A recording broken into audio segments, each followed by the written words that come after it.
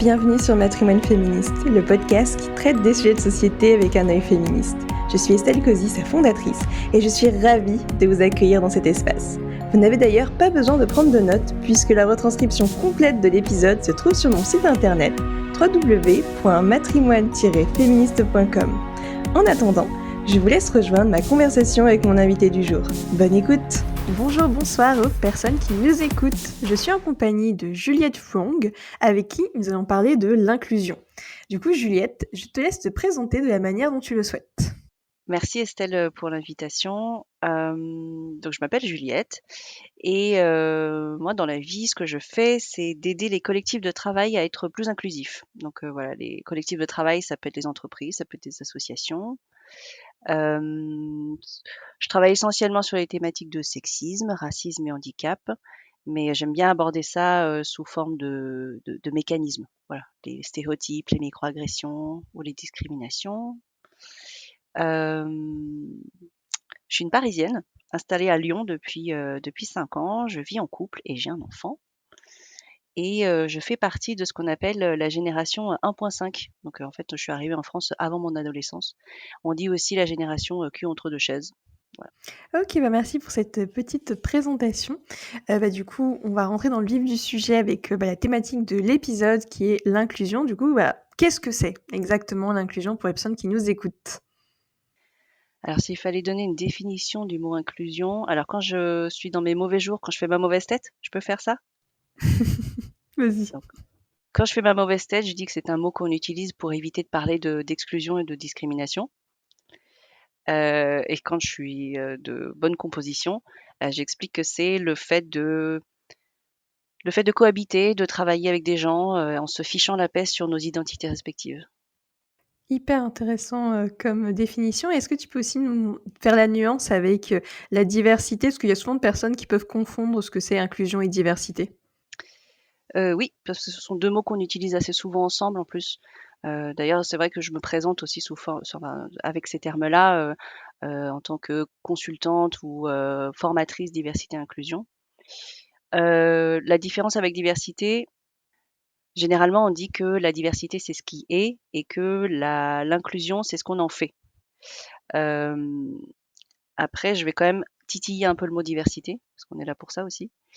C'est qu'il est souvent utilisé pour désigner ce qui est autre que nous, enfin ce qui est généralement pas blanc, pas la norme sociale, quoi. Donc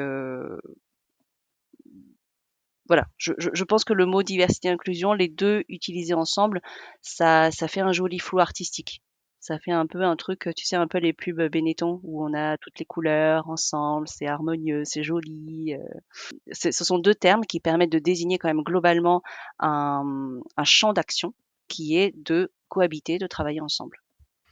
OK, oui, non, c'est très clair. Merci pour ces précisions et du coup, pour en savoir un peu plus sur ce sujet, pourquoi du coup la diversité et l'inclusion, c'est des enjeux essentiels, dans notre société, actuelle et pourquoi c'est si difficile, d'atteindre cette diversité et cette inclusion justement? Bah, déjà, si je reprends ma tête de mauvais jour en disant que inclusion, c'est pour éviter de parler de discrimination, bah, c'est aussi voilà, c'est ça, c'est que c'est un enjeu parce qu'on lutte contre les discriminations et les inégalités. Donc une fois qu'on est un peu parti sur ça, c'est difficile de dire en quoi c'est prioritaire. Voilà, si tu veux, la réponse est un peu induite. Mais effectivement, aujourd'hui, on constate qu'il y a toujours des discriminations, il y a toujours des inégalités et dans ce constat-là, hem l'enjeu, c'est justement de voir ce qui fonctionne pas et de voir, de regarder là où ça fonctionne pas et de mettre en place des choses au fur et à mesure pour changer les choses. OK et est-ce que du coup tu as des exemples, par exemple, de ce qui fonctionne pas et de ce qu'on devrait mettre en place pour que les choses s'améliorent, par exemple? En tout cas, si je prends le champ sur lequel je travaille, donc c'est vraiment le l'environnement de travail. C'est ce qui se passe dans les entreprises, c'est ce qui se passe à chaque fois que des personnes, se réunissent pour faire quelque chose, pour produire quelque chose. Ce qui ne fonctionne pas, c'est, comment est-ce que ces personnes sont choisies pour travailler ensemble et quelles sont les chances qu'elles ont eues d'arriver jusqu'à faire ce qu'elles ont envie de faire. Et ces inégalités-là, on les constate depuis l'école, entre, voilà, est-ce que, le français est notre langue, d'origine? Est-ce qu'on la maîtrise complètement? Est-ce qu'on est dans un environnement qui parle français? Ben, en fait, ce sont plein de choses qui construisent des chances, de de réussite. J'aime pas trop ce terme, mais des chances d'avancer dans le parcours qu'on peut choisir. Et du coup, est-ce que, par exemple, tu as des exemples d'initiatives qui ont, un impact pour, justement, comme tu dis, que chacun et chacune puisse, avancer dans un parcours qui nous corresponde? Et aussi, comment on fait aussi pour trouver un parcours qui nous correspond? Parce que c'est pas forcément évident entre ce qu'on a envie de faire, ce que la société nous dit de faire et ce qui est vraiment possible de faire. Ouais, c'est beaucoup de choses, en fait, quand on parle d'inclusion, on parle de tellement de choses en même temps, que du coup, l'exemple que je vais te donner va te sembler, vraiment, peut-être trop précis. Mais je pense que c'est avec des choses précises qu'on arrive à ensuite élargir à d'autres champs. Mais effectivement, c'était difficile de trouver une initiative inclusive qui avait un impact, positif pour tout le monde. C'est un peu ça la question de l'inclusion, c'est quand on met en place quelque chose pour inclure des personnes, est-ce qu'on en exclut d'autres? Et c'est un peu le ce que je trouvais, l'exemple que j'ai trouvé, heu, parlant pour ça, c'est par exemple les normes PMR, les normes pour les personnes à mobilité réduite. On peut les critiquer en disant: «Oui, c'est beaucoup de choses pour, peut-être 2 à 3 des personnes en situation de handicap qui sont en fauteuil ou qui sont à mobilité réduite». Mais en fait, en fin de compte, quand on se met en position de rendre accessibles des lieux aux personnes qui sont à mobilité réduite, par exemple, des trottoirs plus larges, par exemple des rampes d'accès, retirer les marches quand elles servent à rien, en fait, ça sert à tout le monde. Bah, je sais pas, on a déjà eu une jambe cassée, on a déjà eu une poussette, on a déjà eu, une hanche bloquée. En fait, dire que les normes PMR, ça ne sert qu'à un pourcentage infime des personnes en situation de handicap, c'est oublier que les situations de handicap peuvent concerner tout le monde. Donc pour moi, il y a un peu ce truc de, il y a certaines actions inclusives qui peuvent servir à tout le monde et c'est sur celles-là qu'il faut communiquer pour montrer à quoi ça sert. Pour montrer que, c'est pas, qu'on n'y perd pas. Voilà, je pense que c'est un peu un truc de peur quand on est face à des personnes qui refusent des actions inclusives, c'est dire: «Bah, moi, si je donne aux autres, moi, c'est moi qui vais perdre». Mmh. Oui, de ce que j'entends, c'est un peu même, une une peur de «perte de privilèges» entre guillemets, parce que du coup, tu as le privilège d'être, pas handicapé, de pouvoir, te déplacer, normalement et ben, du coup, tu as peur que, ça t'empiète, sur ton propre, sur ta propre liberté de ce que j'entends. Et c'est surtout des contraintes. Oui, beaucoup dès qu'on parle de changement, on parle de contraintes, on parle de contraintes économiques, mais aussi de temps. Est-ce que j'ai le temps de réfléchir à ça quand, je vais te prendre un exemple, quand je suis une petite boutique, de, 20 m², est-ce que vraiment j'ai l'argent, le temps heu, de créer un accès, de créer, une rampe, de créer des choses pour accueillir une clientèle que je ne vois même pas? Et en fait, c'est un peu ça le problème, c'est que si tu ne vois pas cette population-là, c'est peut-être parce que justement ton lieu n'est pas accessible. Mmh, oui, en fait, ça fait un peu le serpent qui se mord la queue, parce qu'on va pas faire d'initiative, parce qu'on va se dire: «Bah, c'est pas concerné», mais la personne concernée, justement, vu qu'elle est en mobilité réduite, elle peut pas y aller, donc C'est ça. ça va pas s'arranger pour elle, au final. Voilà, c'est de ça fait deux univers qui ne se croisent, pas, alors que, bah, le principe de mettre en place des actions inclusives, c'est de dire: «Bah, je donne la possibilité aux personnes qui veulent d'entrer dans ma boutique. Après qu'elles viennent pas, c'est autre chose. Mais en tout cas, je donne la possibilité de». Oui, je vois. Mais c'est vrai que, ouais, ce que tu dis avec, le rapport au changement, c'est assez difficile, je pense en tant qu'être humain, de l'appréhender, de maîtriser des choses qu'on ne connaît pas, qu'on ne maîtrise pas et puis comme tu l'as dit, enfin là, par exemple, actuellement, on est en bonne santé, mais demain, tout peut basculer et tout peut changer. Notre réalité peut changer à tout jamais. Donc, en effet, c'est pas évident, je pense, de pouvoir prendre toutes ces incertitudes quand on prend, des décisions, quand on met en place, des actions. Donc, je sais pas s'il y a des choses qui sont possibles de faire pour rendre la prise de décision plus enthousiasme, sans être dans vraiment la peur de manquer, mais être plus dans l'abondance, de faire des bons choix en bonne perspective. C'est intéressant comme question parce que c'est vrai qu'on peut pas vivre toutes les vies en même temps. On peut pas se projeter dans la peau de toutes de toutes les personnes qu'on pourrait croiser. Donc on peut simplement, se référer à ce qu'elles nous disent. On peut aussi poser la question, alors du coup là je parle de commerce, mais ça peut être dans une entreprise, ça peut être les clients, ça peut être, aussi les salariés, et c'est de dire en fait, quelles sont vos difficultés aujourd'hui? Quels sont les freins? Tu sais, quand je parle de la petite marche, c'est ça, c'est que parfois, toi tu vois une petite marche, mais tu te dis: «Bah, en fait, tu as juste à lever le pied pour la passer cette marche». Mais il y a des personnes pour qui c'est beaucoup plus compliqué que ça. C'est douloureux, c'est pas possible, voilà, c'est de demander aux gens, demander aux personnes concernées ce dont elles ont besoin, et après, toi, quand je dis toi, c'est, la personne qui a la possibilité de changer les choses ou la possibilité de prendre des décisions pour pouvoir, voilà, lever la barrière. Oui, en fait, oui, c'est être à l'écoute de ce qu'on nous dit. Mais c'est vrai que dans une société dans laquelle on évolue, où tout va très vite tout le temps, on veut toujours être dans la performance, de faire le mieux qu'on peut. Enfin, on les voit par exemple sur les réseaux sociaux, et cetera, les gens, qui réussissent, qui arrivent tout à faire d'un coup, et cetera. Du coup, c'est vrai qu'on prend moins le temps, je pense, d'être à l'écoute de l'autre et après de prendre en compte sa situation. Parce que je trouve qu'il manque aussi un peu d'empathie, parce que justement, vu qu'on vit pas la situation, c'est pas forcément évident de se projeter là-dedans et, et ça demande un effort et il n'y a pas tout le monde qui est capable de faire cet effort. Donc, comment on fait aussi pour gérer les personnes qui sont réfractaires au changement? Je suis peut-être trop optimiste, mais je pense que tout le monde est capable d'empathie. Voilà, une fois que j'ai fermé cette parenthèse, je pense que on est aussi capable d'être empathique quand on n'est pas en souffrance. Je pense qu'il y a aussi un peu ce truc en souffrance ou en flip. Enfin, tu vois, je prends les personnes qui ont peur, pour qui ont peur pour leur travail, leur peur pour leur pouvoir d'achat, peur pour leur truc. En fait, quand tu es en flip, c'est difficile de dire: «Bah, je vais changer et je vais, faire de la place pour des gens qui ne sont pas comme moi». Ou, d'ailleurs avec qui j'ai peut-être pas de points communs, ou tu vois? Il y a un peu un truc comme ça de, moi d'abord, et ça peut se comprendre, et pour répondre à ces peurs-là, hem, c'est difficile de répondre comme ça en théorie.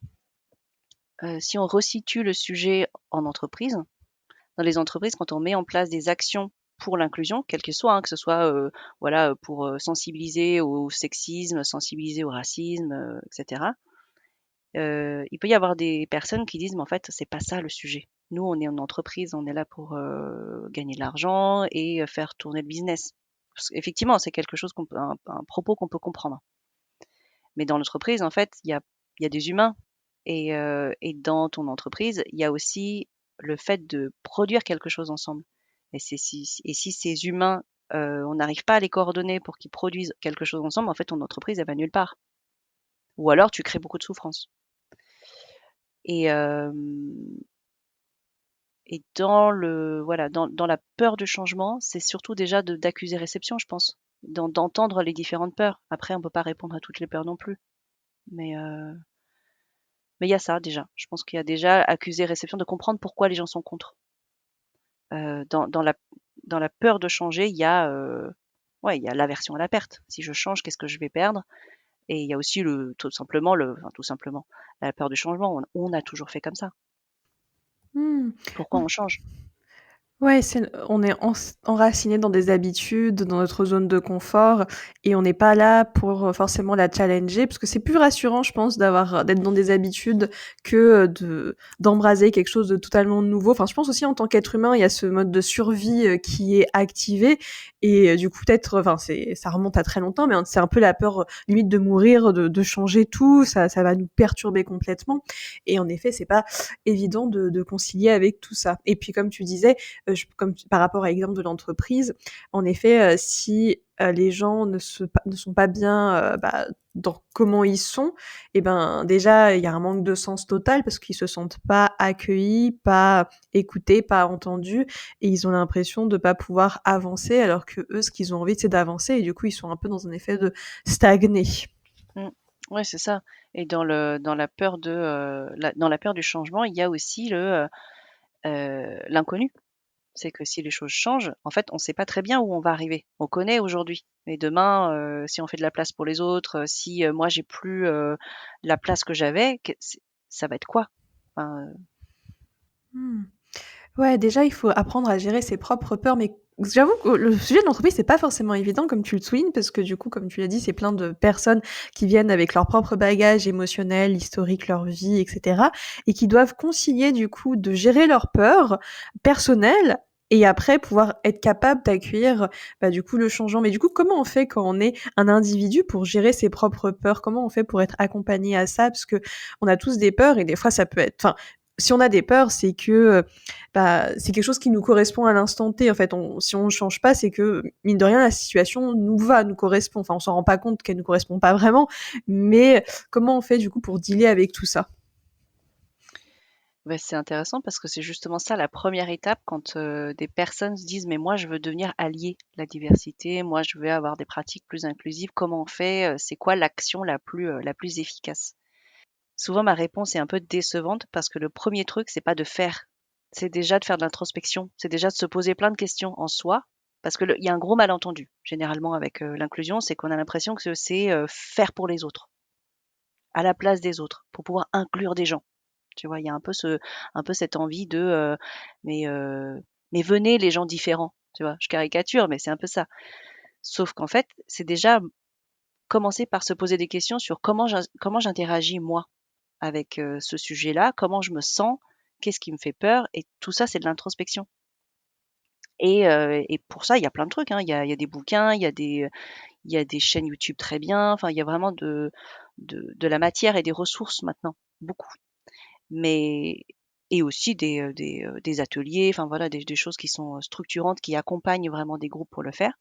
Mais la première étape, c'est vraiment de se poser c'est c'est de se poser des questions, d'être au clair sur soi-même, sur, qu'est-ce qui nous touche? Parce que, voilà, tu peux aussi avoir, une sensibilité de dire: «Moi, je veux être plus inclusif», mais avant tout, si tu tu pas pris conscience de tes propres, biais, sexistes, racistes, validistes, tu peux pas faire grand-chose, en fait. Si tu pas pris conscience de tes stéréotypes. Et d'ailleurs, j'ai envie de dire, si tu n'acceptes pas que tu as toi-même des biais et des stéréotypes, c'est, difficile d'avancer. Donc ouais, première étape, c'est déjà, bah, un petit bilan avec soi-même, quoi. OK. Et après, je me demande aussi, parce que si les personnes qui nous écoutent, elles sont, imaginons, en pleine phase d'introspection, mais après, comment on fait? Parce qu'on a si on a plein de questions, tout le temps, en fait, avoir des questions, ça fait aussi peut-être se remettre en question et douter. En fait, quand on doute, on peut pas forcément avancer. Donc comment on fait quand on a toutes ces questions pour les mettre en quelque chose qui a du sens et qui permet, d'avoir de l'action et de pouvoir faire des pas, pour arrêter, de «stagner» entre guillemets et pouvoir avancer?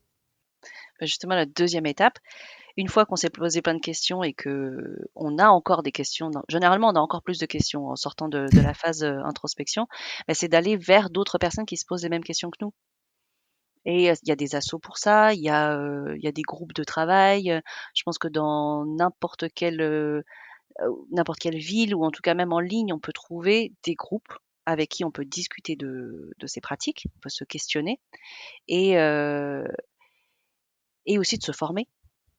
En tout cas, en entreprise, c'est, enfin moi ce que je conseille aux salariés ou les personnes qui se posent des questions, c'est justement d'en discuter avec les collègues, c'est d'en discuter éventuellement avec, ses managers, ses, RH parce que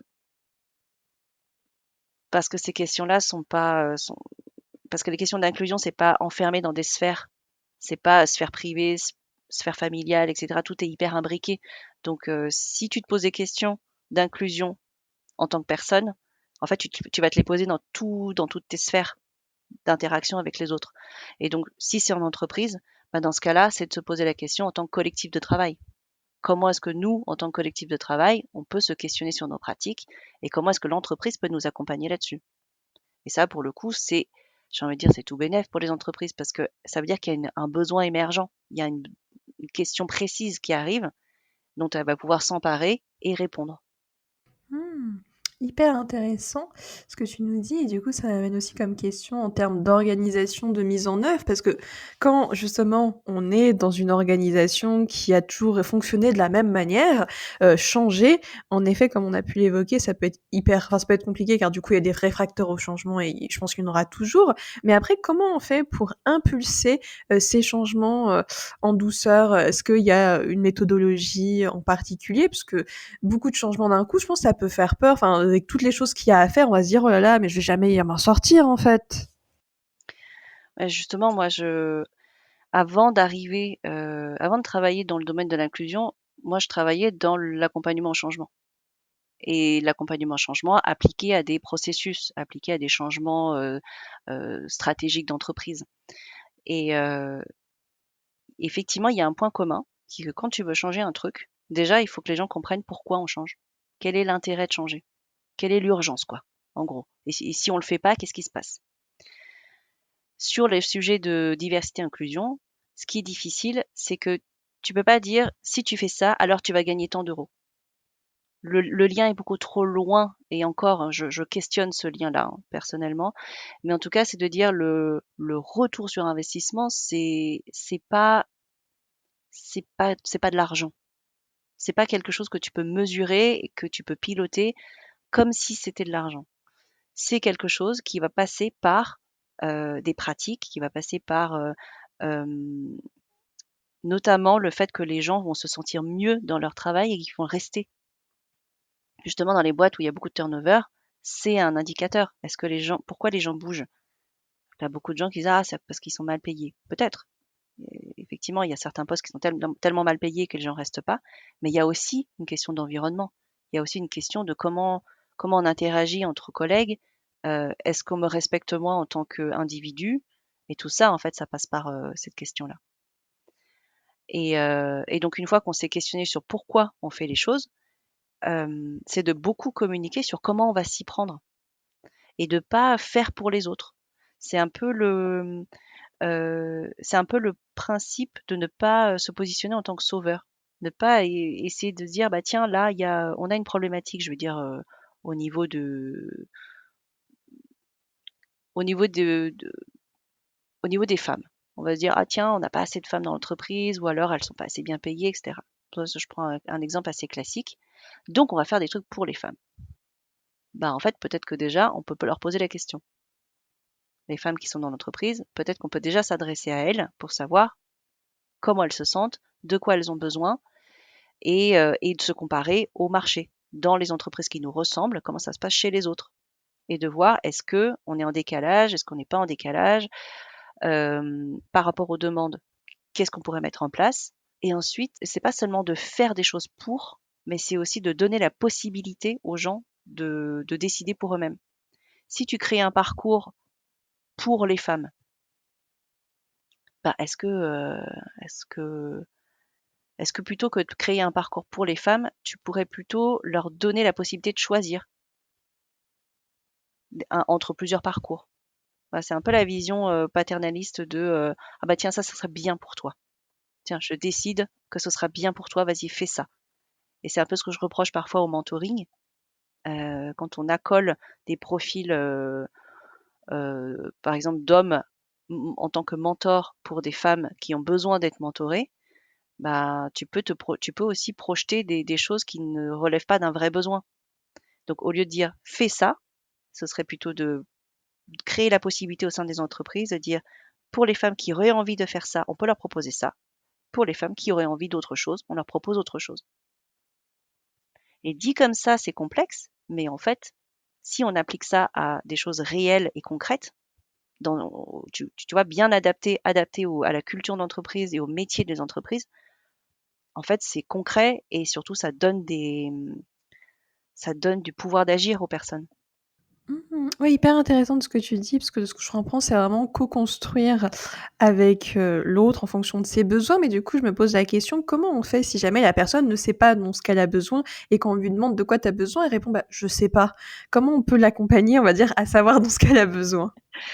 Je rigole parce que tu as tout à fait raison, c'est que quand on quand on démarre un travail de co-construction, il faut créer un environnement qui permet la co-construction. C'est que si, cette action arrive dans une entreprise où on n'a jamais rien demandé aux gens, où on a toujours été dans une démarche paternaliste, descendante et cetera, bah, forcément ça va pas marcher puisque les personnes n'étant pas habituées à ce qu'on leur pose des questions, ben, soit il y a de la défiance, soit il y a de l'incompréhension. Donc effectivement, avant de demander aux gens ce qu'ils veulent, c'est déjà de travailler plein de petites choses qui vont donner confiance aux personnes et qui vont leur donner un peu des possibilités. enfin, de leur donner un aperçu des possibilités. Et justement, pour les personnes qui ne savent pas ce qu'elles veulent, eh bien, ce serait justement d'aller chercher des exemples de ce qui se fait par ailleurs et de leur proposer, et de dire voilà ce qui peut être fait. Est-ce que dans les propositions, il y a des choses qui te vont plus que d'autres? Et c'est aussi le rôle des RH de dire ça, des RH et des managers, hein, j'entends, des personnes en tout cas, des équipes qui accompagnent les salariés, c'est de faire des propositions de parcours.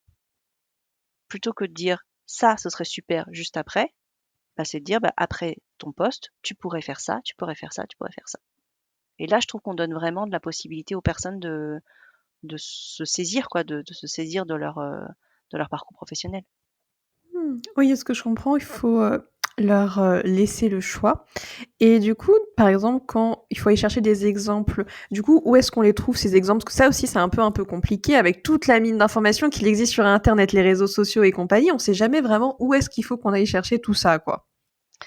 Et ben, on peut passer, les entreprises peuvent passer par des consultants, des consultantes comme moi, dont le travail c'est justement d'être en contact avec un maximum de ressources pour pouvoir donner des exemples. Après, il y a des regroupements d'entrepreneurs, des associations.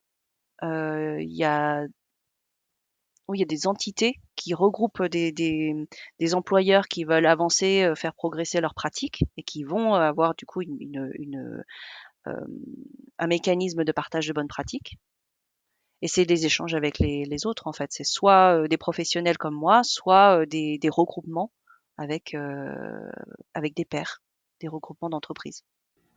Oui, c'est vrai que j'aime bien ton idée parce qu'en fait, c'est vraiment miser sur l'humain, plus enfin, je dis ça sur internet aussi, c'est de l'humain, mais en fait, c'est, de l'humain, on va dire virtuel dans le sens où c'est des articles, des vidéos et tu pas forcément la possibilité d'être dans un échange de pair à pair pour savoir, si toi ça te correspondrait et c'est pas forcément évident à visualiser. Alors que là, si tu peux parler directement avec une personne, c'est vrai que ça donne toujours un côté beaucoup plus intéressant et intime, j'ai envie de dire.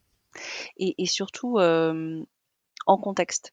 C'est-à-dire que tu peux avoir des actions qui marchent très, très bien dans une entreprise, dans un contexte donné et qui va pas du tout marcher par ailleurs. Parce qu'il y a des composantes, parce qu'il y a une culture d'entreprise, il y a des choses qui vont faciliter, la réussite d'un projet. Enfin voilà, ça du coup, ça je globalise un peu, mais et c'est de dire aussi que ce qui fonctionne pas chez les autres, peuvent éventuellement fonctionner chez nous. C'est un peu ça l'intérêt des partages de pratiques. C'est que quand on va à la chasse aux idées, il faut aussi partir à la chasse au contexte. Quand les gens disent: «Ah ça a super bien marché, ça a pas marché», comprendre le pourquoi. Qui était aux commandes? À quel moment ça a été lancé? Est-ce que, qui était dans le groupe projet? Et effectivement, c'est exactement ce que tu dis. Ce qui va jouer dans la réussite d'un projet, généralement, c'est l'humain. C'est est-ce qu'on a embarqué les bonnes personnes? Est-ce qu'on a embarqué suffisamment de personnes? Quelles étaient les attentes? Et c'est cette matière-là que moi j'adore travailler. C'est, heu, c'est de comprendre toutes les personnes qui peuvent être touchées par une action, qu'elle soit petite, qu'elle soit grande, et de réussir à trouver l'équilibre entre les personnes qui veulent donner leur avis, les personnes qui ont du pouvoir, les personnes qui vont être impactées et à qui on ne demande rien. Et il y a forcément un équilibre à trouver. Il est jamais parfait, mais si on ne tente pas le coup, je suis assez convaincue que c'est comme ça que les projets échouent. Parce qu'on se dit, ok, bon, ça va toucher ces personnes-là, mais de toute façon, elles n'ont pas grand-chose à dire, il va rien se passer. Sauf qu'en fait, in fine, il y a quand même les projets d'inclusion finissent par nous toucher de près ou de loin. Que ce soit parce que c'est concret et que ça change quelque chose dans mon travail au quotidien, ou parce que en termes de valeur, bah, ça me touche, ça me correspond pas et je suis pas d'accord avec ça. Ouais, hyper intéressant, tout ce que tu nous dis là et ça me fait penser, comment on peut faire, si jamais il y a une personne qui a vraiment envie de changer les choses, mais qui veut pas faire les efforts derrière? Parce qu'en fait, on a rien sans rien, mais comment on fait pour pouvoir aider ces personnes si ils sont dans cette inaction, cette procrastination de faire, alors que, bah, ils ont envie de s'en sortir, mais je sais pas, ils ont aussi des carcans, des croyances, pour, bah, les limiter dans leurs actions? Tu veux dire, comment est-ce qu'on fait pour les personnes, est-ce que tu parles des dirigeants, des personnes dirigeantes ou est-ce que tu parles des personnes en tant qu'individus qui ont envie d'avancer et Les deux. les 2? Je pense que la clé, c'est de pas rester dans son coin. En fait, l'action, elle vient à partir du moment où on voit à quoi ça sert. Hem, Dans un groupe de discussion, dans un groupe de travail, dès qu'on fait de la partage de pratiques, «Tiens, moi dans tel contexte, j'ai fait ça. Tiens, toi comment t'as fait?» Et ben, en fait, moi ce que j'observe, c'est que très vite, les personnes s'approprient les idées en se disant: «Bah tiens, en fait ça, je peux pas l'appliquer comme ça, mais chez moi je le ferai comme ça» et c'est pour ça que j'incite beaucoup au réseautage, que ce soit, entre, oui, entre salariés, entre personnes, issues des instances dirigeantes. C'est quand on a envie de faire un truc, surtout au niveau de l'inclusion où ça peut être très complexe, où ça peut toucher à plein de branches, plein de choses différentes, c'est vite de se rapprocher d'autres gens qui font, pour être dans une énergie, pour être en mouvement. Et la procrastination, elle répond aussi à, en fait, elle a une utilité la procrastination. C'est, par peur d'échouer, c'est par peur de quelque chose et c'est en discutant avec les autres que ces peurs, peuvent tomber. Donc je peux comprendre, la démarche de se renseigner dans son coin parce que du coup, on prend moins de risques. Mais, tout de suite après tout de suite après l'introspection et le on va dire le le le nourrissage par l'information, c'est de se rapprocher d'autres personnes qui font pour mettre en mouvement. Parce que sinon, en fait, tu as beau savoir des choses, si tu mets pas en mouvement, c'est comme, je sais pas, être très intelligent et très intelligente et ne rien en faire. Enfin, je veux dire, c'est très bien pour toi, mais du coup, en termes de choses concrètes, bon, on n'en fait pas grand-chose, quoi. Ouais, c'est hyper intéressant tout ce que tu nous dis et ça me fait penser parce qu'imaginons qu'il y a des personnes qui veulent réseauter, mais qui sont, introverties et qui ont du mal à aller vers les autres et pourtant elles auront besoin, de pouvoir, voir des gens pour pouvoir progresser. Mais comment on fait pour gérer cette personnalité ou que tu as peur d'aller justement peur du changement, peur de rencontrer de nouvelles personnes pour réseauter? Comment tu t'y prends, pour, te dire, «Bah, ça va être bien pour moi, je vais réussir» et te donner confiance, quoi? Je saurais pas te répondre là comme ça. Je sais que, du coup, je vais te donner l'exemple de, mon expérience. Je suis pas naturellement quelqu'un qui va vers les autres. En tout cas, dans un groupe, dans les soirées networking, je suis pas la personne la plus voilà, je cours pas à tous les groupes pour discuter avec tout le monde. Hem, mais par contre, je sais pourquoi je le fais. C'est être un peu au clair avec moi-même sur pourquoi est-ce que je vais parler aux gens. C'est pas simplement pour, taper la discussion, c'est parce que j'ai envie de savoir ce que les personnes font. J'ai envie de savoir, comment elles s'y prennent. J'ai envie de connaître leurs enjeux, leurs, problématiques du moment, heu je dis ça parce que je suis très mauvaise commerciale. Généralement, moi, dans les soirées de networking, a priori, c'est pour parler de mon travail et pour dire: «Hey, si ça vous va, on bosse ensemble». Mais en vrai, je suis pas très bonne à ça. Par contre, moi, ce que j'aime bien, c'est comprendre les problématiques. Donc je vais voir les personnes et je leur pose des questions sur leurs problématiques et tout le monde en a, qu'on soit, salarié, dirigeant, dirigeante ou manager ou RH. En fait, à tous les niveaux de l'entreprise, on a des problèmes liés à l'inclusion. Tu vois, tu lances deux trois mots clés et tu sais que voilà, ne serait-ce que le plus enfin le plus facile, non, mais le plus concret, c'est souvent les thématiques, sur la thématique du handicap. Tout le monde a plus ou moins vécu directement ou indirectement une situation liée au handicap. Ou en tout cas la gestion du handicap au travail. Donc ça ouvre la discussion et après, voilà, les personnes parlent des problématiques qu'elles ont rencontrées, elles parlent ou qu'elles ont rencontrées elles-mêmes ou indirectement et ça permet d'ouvrir la discussion. Après, je pense que c'est aussi une question de qu'est-ce que je vais en faire? Moi, ce que je vais en faire, c'est que quand j'apprends des choses sur des problématiques précises, ça me permet de vérifier, tiens, est-ce que c'est quelque chose que j'ai déjà traité? Et qu'est-ce que je peux apporter à la personne avec qui je discute? Le but, c'est pas forcément de lui vendre une prestation, mais si, j'en sais rien moi, s'il lui manquait juste une ressource, je lui donne la ressource. Si c'est, une question de, Non, mais de toute façon, ça, on n'arrive à rien en faire. C'est d'ouvrir la porte en disant, bah, si, peut-être, parce que dans d'autres entreprises, il et elle ont fait ça. Et c'est d'ouvrir un peu les portes. Mmh. Oui, en fait, de ce que je comprends, c'est une approche entre guillemets «problème-solution». Enfin, tu as une situation donnée et tu vois comment tu peux, y répondre et du coup, ça me fait penser parce que du coup, ça m'intrigue un peu comment tu fais pour t'organiser parce que si tu connais plein de ressources, bah, c'est pas forcément évident de savoir laquelle sortir au bon moment ou que sais-je, où la retrouver. Enfin, peut-être que tu utilises un espace Notion pour centraliser, tes connaissances, je ne sais pas, mais ça m'intéresse en tout cas d'en savoir un peu plus. Comment est-ce que j'organise les ressources? J'ai tendance à ne pas les organiser, ce qui est très contradictoire puisque je suis quelqu'un de plutôt organisé en général et c'était même mon métier. Euh, mais j'ai tendance à relâcher un peu la pression sur le fait de stocker les ressources parce que les ressources, par essence, peuvent périmer. En gros, je préfère avoir peu de ressources, mais qui sont celles que j'utilise et que celles qui sont à jour, plutôt que d'avoir une trop grosse base de données dont je vais oublier peut-être la majorité. Donc finalement, j'ai toujours oui, une petite note où où j'ai les ressources récentes. Je préfère en avoir peu, mais effectivement, avoir des choses à dire, plutôt dire ah oui, c'est vrai qu'il y a tel truc, machin. Bon, et dont je me souviens plus parce que je n'ai quasiment pas de mémoire.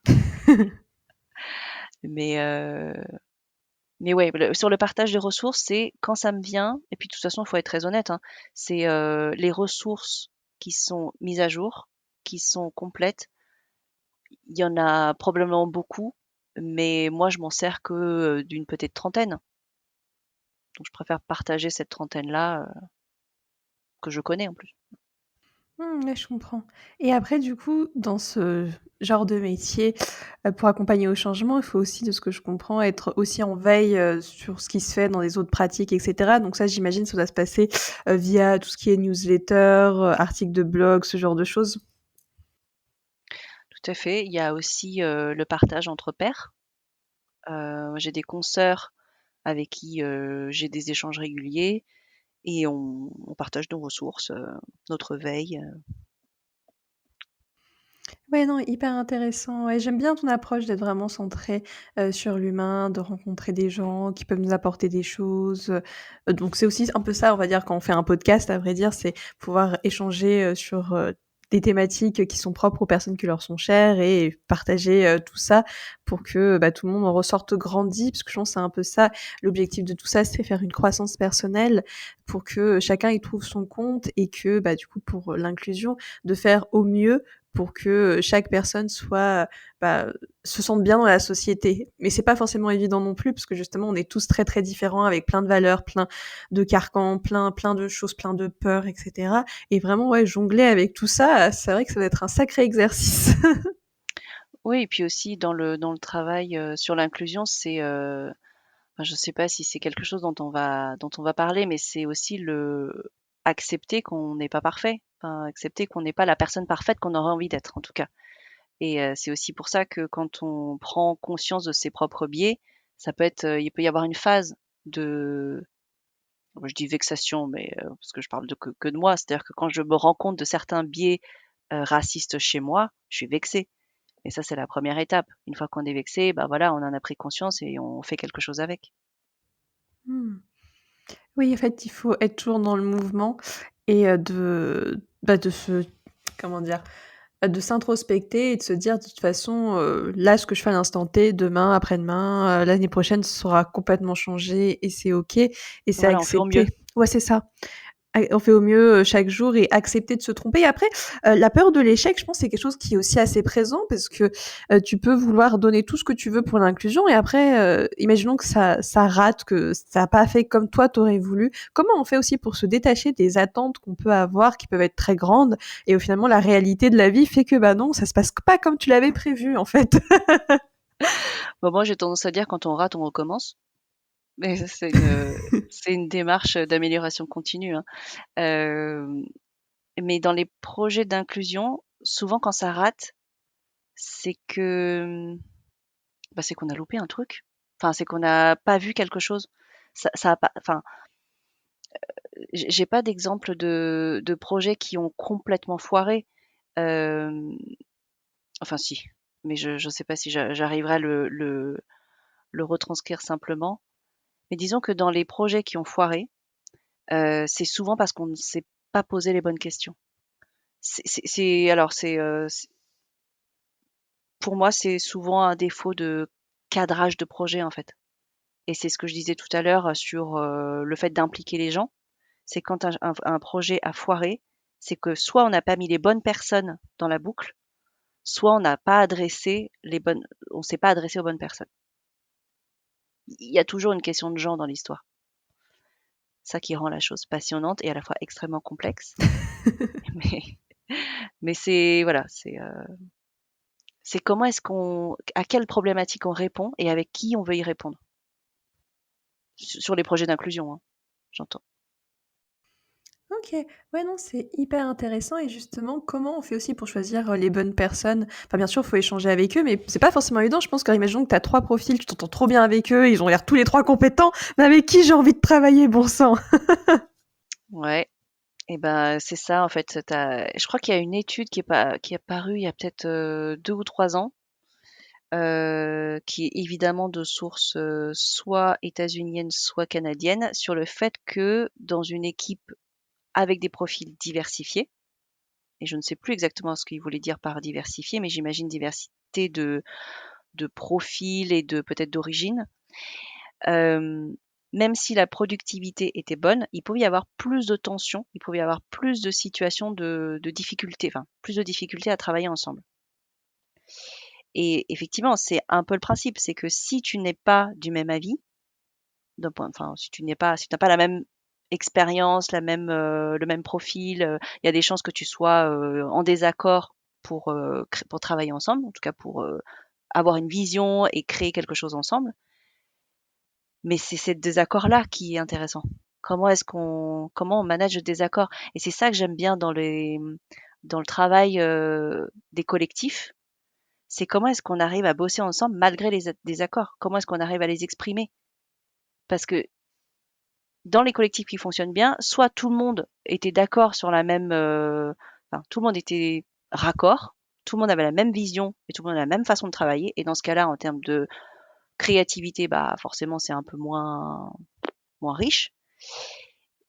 Soit tu prends des profils différents, tu confrontes les points de vue, mais il faut organiser cette confrontation-là. Enfin, en tout cas, confrontation, en tout cas, équilibrage de, des différents points de vue. Comment est-ce que tu fais en sorte que les gens qui ne s'entendent pas, enfin, qui ne s'entendent pas, dans le sens qui n'ont pas la même vision des choses, arrivent à trouver quelque chose qui combine un peu de tout. Mmh, ouais, de ce que je comprends, c'est changer la perception qu'on peut avoir, sortir de sa croyance et faire un pas de côté pour voir, quelque chose d'autre qui peut aussi te nourrir et qui soit bénéfique pour tout le monde. Ouais, et c'est ouais, c'est de travailler la contradiction. Ce qui est souvent nouveau, ce qui sort, ce qui est enthousiasmant, c'est aussi justement de ne pas faire comme d'habitude. Oui et de ce que j'entends, c'est pas forcément évident, de travailler, tout ce qui est contradiction parce que, par exemple, si on reprend, la société en tant que telle, enfin même être pas d'accord, c'est quelque chose de pas forcément évident de s'imposer. Enfin, des fois même encore plus pour les femmes, quand il y a des désaccords, c'est pas forcément évident à l'exprimer parce qu'on nous a pas forcément sociabilisés à ça. On a pu socialiser en disant: «Oui, tout va bien». Enfin, on met des masques en fait en société du genre, on sourit, tout est cool et tout. Mais dans la réalité, c'est qu'il y a aussi des gens, bah, du coup, qui n'ont jamais vraiment même exprimé ça dans leur vie personnelle, donc c'est pas forcément encore plus à gérer quand ils doivent, l'exprimer, pour faire avancer les choses dans une entreprise, quoi, par exemple. Oui, c'est ça, et puis apprendre à dire non, en fonction des sphères, professionnelles, personnelles, familiales, amicales. En fait, on n'a pas du tout la même façon de dire non, on est plus ou moins à l'aise pour le faire. Et hem et je trouve que, dans les c'est marrant ce que tu disais sur le fait de dire non. Souvent c'est perçu comme quelque chose de négatif, de dire non. Alors qu'en fait, tu dis non, mais tu fermes c'est pas forcément une porte fermée, c'est, potentiellement une alternative. Non, cette proposition ne me convient pas, mais on peut faire autrement.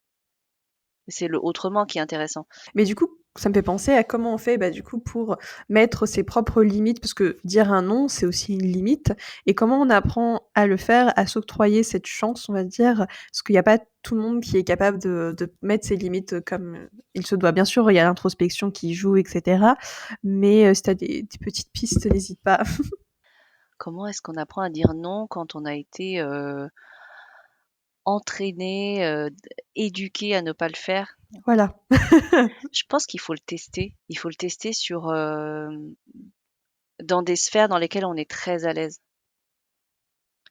Alors que ça peut être le travail, ça peut être la maison, ça peut être les amis, mais s'entraîner à le faire en se disant: «OK, la 1re fois que je vais le faire, les gens vont trouver ça hyper bizarre parce que je l'ai jamais fait et en même temps, qu'est-ce que je risque? Qu'est-ce qui va se passer? On va dire: "Ah, elle est de mauvais poil, ah, elle est pas comme d'habitude" et alors?» En fait, c'est un peu le fait de c'est comme le sport quoi, on s'y met petit à petit, tu vois? Si tu as jamais fait de sport de ta vie, le premier truc, c'est pas de s'inscrire au marathon, c'est de commencer petit et dire: «Bon, je vais apprendre à dire non dans mon dans une sphère dans laquelle je suis à l'aise» et si on applique ça au sujet de l'inclusion, c'est par exemple dans un cadre amical avec les dans lequel, voilà, je connais les personnes, je suis à l'aise pour dire pour exprimer mon avis, bah, quand j'entends une blague sexiste, dire: «Bah, non, ça me fait pas rire». Ah, je vais passer pour la rabat-joie. Bon et alors? Il se passera quoi? Est-ce que mes amis vont me tourner le dos? Est-ce qu'ils vont me voilà, c'est d'évaluer un peu le risque aussi et de faire petit à petit et plus on je pense que plus on s'habitue à poser des limites, à dire non, bah, plus ce sera facile de de réutiliser cette pratique-là dans d'autres sphères et un jour peut-être de dire à son chef ou sa chef: «Non, cette blague était sexiste, ça me fait pas rire». Mmh. Ouais, c'est des bons conseils de commencer petit. Parce que c'est vrai qu'on a tran je pense en tant qu'être humain, on a tendance à se mettre trop, la rate au courbouillon, comme on dit, se met trop la pression, alors que c'est vrai qu'on est que des petits humains, à vrai dire. Donc, il y a pas de choses graves et puis à la rigueur si, par exemple, tes amis, tu leur dis que ta blague ça te correspond pas et qu'ils te tournent le dos, bah, en fait, c'était pas tes amis, quoi, donc Voilà, on peut se poser cette question. Mais après, c'est aussi, c'est une question de perspective. C'est si on veut si on déconstruit tous les biais sexistes qu'on peut avoir dans notre environnement et ben, peut-être que ça va contribuer à faire en sorte qu'il y ait moins de comportements sexistes, moins d'agressions, moins de choses. Voilà, c'est je reprends souvent l'image de la pyramide pour, le continuum des violences. C'est que qu'est-ce qui permet les violences, sexistes et sexuelles? C'est toute la représentation sociale qu'on peut avoir des femmes, des hommes, des personnes, non binaires, heu et en fait, si on déconstruit toute cette base, si on déconstruit les stéréotypes qui sont à la base de la pyramide, en fait, ça réduit le champ, ça donne moins de place aux comportements qui sont, sexistes. Ça donne moins de place à ça enfin, ça rend beaucoup plus intolérable ces actions-là. Donc effectivement, moi je pense que là où, en tant qu'individu, on a de l'action, c'est justement dans notre quotidien, c'est dans notre façon de parler, c'est dans notre façon de faire des blagues, de et là, on a un pouvoir je pense qu'on ne soupçonne pas. Savoir dire: «Bah non, cette blague n'est pas drôle», c'est dire: je n'en veux pas dans mon champ, je n'en veux pas dans mon existence» et ça questionne aussi les pratiques des autres. C'est ça toute la difficulté, c'est, la peur de la réaction des autres. Si je dis: «Non», est-ce que les autres vont se sentir jugés? Est-ce que je vais les agresser et cetera? Bah, en fait, quelque part, j'ai envie de dire: «Bah, non, tu viens juste de poser tes propres limites». Après, c'est aux autres personnes de se questionner sur leurs limites.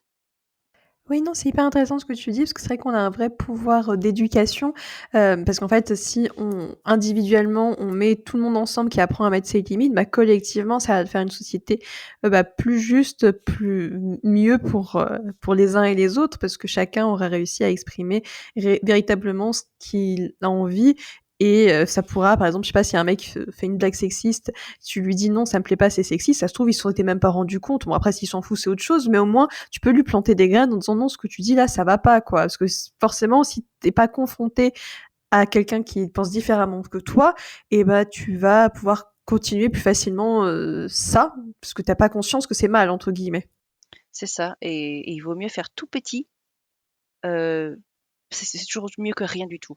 Parce que quand tu dis rien, toujours en prenant l'exemple de la blague sexiste, bah, en fait, on sait pas très bien si, on est d'accord, pas d'accord ou juste on n'a pas d'avis, on l'a pas entendu, voilà. Et tout petits gestes, c'est des choses que nous, on peut faire au quotidien, oui, en tant qu'individu. Après, au niveau des entreprises, c'est autre chose. Il y a une responsabilité d'entreprise à faire en sorte de protéger les salariés heu, de violences sexistes, de mettre en place un environnement de travail qui fait que, bah, personne va se sentir, heu, humilié, voilà. Donc c'est pas tout à fait les mêmes enjeux si on parle d'entreprise ou si on parle des individus. Oui et c'est normal puisqu'on va dire l'individu, on va dire tu te gères toi-même alors que l'entreprise tu gères un collectif, d'humains qui doivent interagir ensemble, quoi. Tu es responsable de ouais, ouais, des conditions de travail, que tu crées. Mmh, mmh mh. Ah, c'est hyper intéressant. Bah, en tout cas, notre échange est passionnant, mais du coup, il faut qu'on passe à la conclusion, de l'épisode pour qu'on ait le temps, que tu Ça aies le marche. temps de répondre à mes petites questions. Alors du coup, quel serait ton mot de la fin par rapport à tout ce qu'on s'est dit? J'ai longuement réfléchi à cette question. Hem, le mot de la fin, ce serait créativité. Parce que pour beaucoup de personnes encore, avec qui, je travaille, hein, hem, le travail d'inclusion va avec beaucoup de contraintes. Avec les «on peut plus faire», «on doit faire autrement», «on doit réinventer» et justement, on doit réinventer. Donc réinventons avec, de la créativité. Il y a des choses qu'on peut faire qui sont joyeuses en fait, qui sont marrantes. L'inclusion, c'est pas juste répondre à des obligations légales, ça va c'est vraiment au-delà de ça. C'est comment est-ce qu'on se parle différemment, comment est-ce qu'on travaille différemment, hem, les la complexité qu'on peut imaginer en tout cas, dans la gestion des diversités, c'est: «Ah oui, mais moi je peux pas faire, un truc, différent par personne». Mais en fait, dans la vraie vie, on fait déjà ça. Il y a déjà beaucoup de situations dans lesquelles, les managers me disent: «Mais moi, j'ai 10 personnes, je peux pas faire, un management, différencié». Évidemment que si, tu le fais déjà. C'est juste que tu en as pas conscience, voilà, tu l'as pas conscientisé et maintenant, en fait, la question c'est: puisque tu fais différemment, autant aller dans le fond. C'est-à-dire que tu fais différemment, mais avec les bons critères, avec des critères adaptés à chaque personne. Au lieu d'appliquer le même critère à tout le monde, bah, tu vas te questionner sur: «OK, cette personne, de quoi elle a besoin?» et les besoins de cette personne vont être différents d'une autre. Et donc en fait, ça oblige à justement à créer d'autres choses. Et c'est pour ça que pour moi, le travail d'inclusion va avec la créativité. C'est ça qui le rend, heu, enthousiasmant. Ouais, je rejoins complètement ta conclusion et je dirais même en t'écoutant qu'il faut prendre conscience de sa valeur pour pouvoir, après aider, les autres. Parce que si toi-même après tu te sous-estimes, bah, forcément ça va être plus compliqué de là dans le cadre de l'épisode d'entrer dans une démarche d'inclusion parce que tu vas dire: «Non mais je vais jamais y arriver et tout». Mais en fait, plus tu vas te dire ça et moins tu vas y arriver en fait. C'est vrai qu'on s'auto-sabote assez facilement en tant qu'être humain. Oui, c'est ça, le travail d'inclusion, c'est pas sacrificiel, hein. C'est aussi être bien, comment trouver ces bonnes bases pour ensuite construire des choses avec les autres. Mmh. En tout cas, passionnant comme échange et il reste encore quelques petites questions. Donc toi, qui sont tes rôles modèles? C'est une question extrêmement difficile parce que je n'en ai pas eu quand, j'ai choisi mes différents enfin, j'ai eu plusieurs, métiers, mais à chaque métier, je n'ai pas eu de rôle modèle. Mais aujourd'hui, si je devais en désigner allez, j'en ai 3. Je cite les 3. Vas-y. Si je devais, citer des rôles modèles, pour aujourd'hui, ce serait Grace Lee, parce que c'est quand même la première personne, heu, asiatique qui prend la parole sur les sujets de racisme, sur les sujets de féminisme et qui a une portée, nationale si ce n'est plus. En termes de positionnement, en termes de prise de parole et de production, c'est quelqu'un, qui, voilà, je pense qu'il mérite d'être connu en tout cas heu par les personnes asio-descendantes qui se posent des questions sur qu'est-ce qu'on fait de notre identité quand, d'autres personnes la questionnent. Ensuite, il y a Rokhaya Diallo qui fait un travail aussi grand public de vulgarisation et surtout qui a, pour moi en tout cas, une combativité folle face aux personnes qui ne la ménagent pas. Et ça, c'est quelque chose que je ne saurais pas faire. Moi, je ne suis pas dans la contradiction. Je ne suis pas quelqu'un qui me bat aussi frontalement. Donc c'est pour ça que je regarde beaucoup ce qu'elle fait, parce que c'est très inspirant. Et ensuite, moi j'aime beaucoup le travail de Mona Chollet, qui voilà, qui a écrit beaucoup de livres, et notamment Sorcière, que beaucoup de personnes connaissent et qui est souvent citée comme le, la référence de Mona Chollet.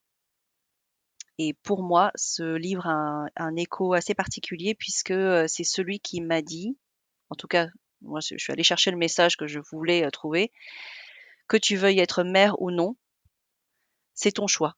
Et si tu te foires, eh ben en fait, tu auras déjà essayé. Je ne sais pas si c'était son message clé de départ, puisque Mona Chollet a un point de vue très précis sur être mère ou non, mais en tout cas, moi, c'est celui que j'en ai tiré. Et donc celui-là, ce livre-là m'a relâché la pression sur le fait d'être mère ou ne pas être mère. Hyper inspirant en tout cas, tes présentations de rôle modèle. Ça donne envie, de creuser, plus les sujets et bah, là, notamment de là lire, le livre Sorcière que je n'ai pas lu, mais comme tu dis en effet, chacun et chacune, on peut faire sa propre interprétation et du moment que ça donne du sens et que ça nous nourrisse, c'est ça qui est important et essentiel, je pense. Du coup, dans la suite de mes questions, il y a quelles ressources tu recommanderais aux personnes qui nous écoutent? J'en ai beaucoup. C'était difficile de faire le tri. Moi, je recommande en lecture Tout ce que nous sommes de Karine Sitt. Alors, c'était un livre qui a été auto-édité. Donc, je ne sais pas si c'est très sympa de citer un bouquin que tu ne peux pas trouver en bibliothèque ou facilement en librairie, mais en tout cas, c'est un ensemble euh, de situations que Karine a vécues, directement ou indirectement, et qui questionne et qui parle beaucoup de microagression en tant que personne asio-descendante. Et elle accole son expérience avec une analyse plus approfondie. Et j'aime bien ce côté sur le vif et j'y repense et voilà ce que j'en tire. Et c'est très... moi, ça m'a guéri de deux, trois petites blessures avec ma propre histoire de microagression vécue. Donc c'est un livre que je recommande.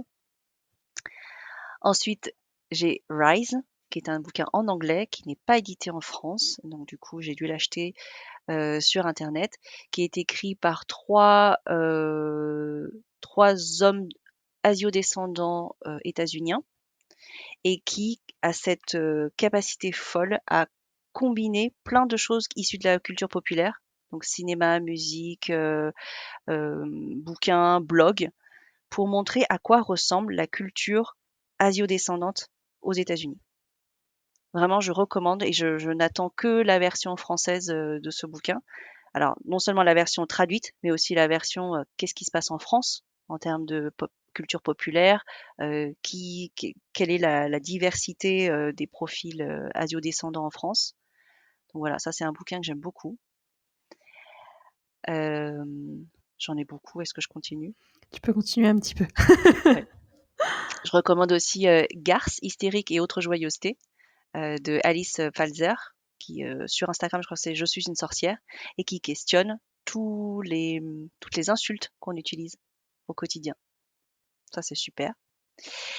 Et après, je vais finir avec un film et une série. Donc le film, c'est Everything Everywhere All at Once avec Michelle Yeoh et Kerry Kwan.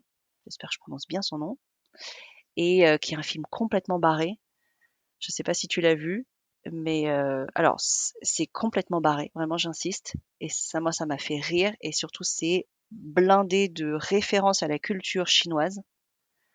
Euh, voilà, je suis pas critique ciné, donc voilà, je pense que on tente le coup. Il y a des gens qui ont détesté, moi j'ai adoré.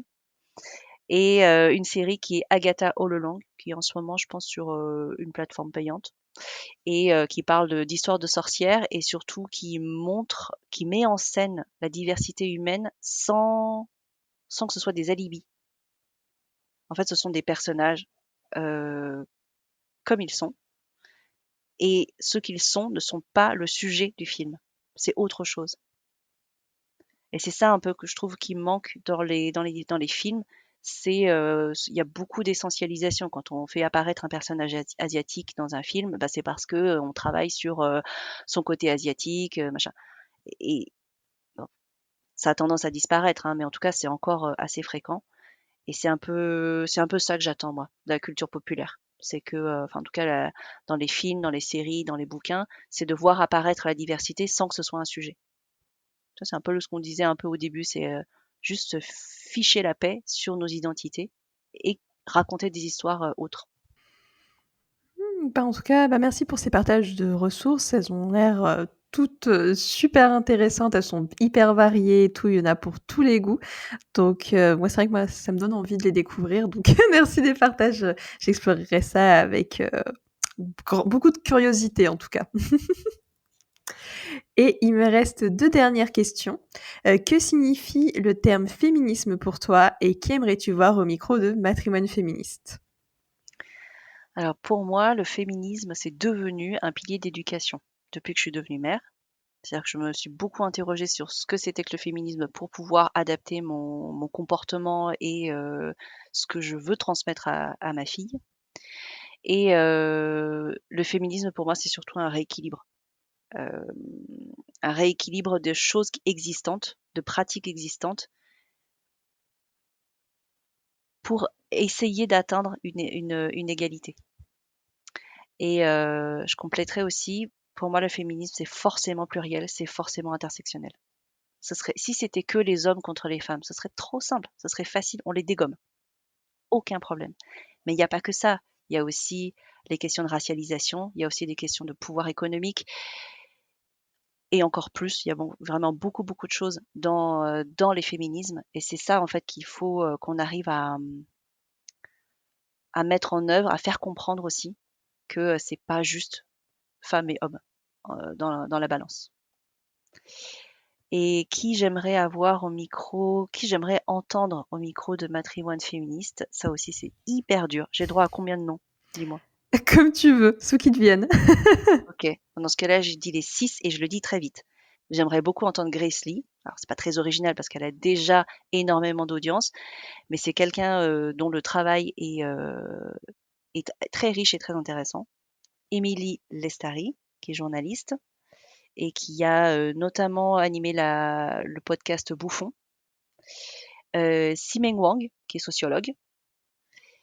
Et j'aimerais aussi entendre des personnes avec qui j'ai pu travailler et dont j'aime beaucoup le travail. C'est Anaïs Lecoq, qui est journaliste et qui a écrit un bouquin qui s'appelle Maltriarcat et qui parle de sexisme dans le secteur brassicole.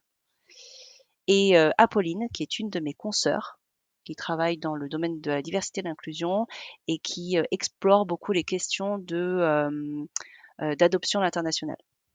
Waouh, c'est vrai que ça fait beaucoup de personnes hyper intéressantes à l'interviewer. Donc, bah, merci de ces noms. Je regarderai plus amplement leur travail parce que c'est vrai que je ne les connais point actuellement, mais ça ne saurait changer assez vite. Et sinon, par rapport au féminisme, oui, je suis entièrement d'accord avec toi. C'est pluriel, comme tu dis, et c'est tout le monde qui doit, enfin tout le monde, les personnes qui ont envie, bien sûr, et qui en ont besoin de travailler ensemble en unicité, de co-construire, bah, comme on a pu l'évoquer avec le sujet de l'inclusion, c'est comment ensemble on peut faire les choses mieux. Du coup, bah, en tout cas, bah, merci beaucoup pour cet épisode, Juliette, et merci aux personnes qui nous ont écoutés jusqu'au bout. Du coup, c'est déjà la fin de l'épisode, c'est passé très vite. Du coup, bah, je vous dis ciao ciao tout le monde. Merci beaucoup Estelle. Merci d'avoir écouté cet épisode, j'espère qu'il vous a plu. Si c'est le cas, je vous invite à parcourir la retranscription de l'épisode sur mon site internet www.matrimoine-féministe.com et me laisser votre avis en commentaire. Cela me ferait vraiment plaisir de vous lire et de vous répondre. À très vite!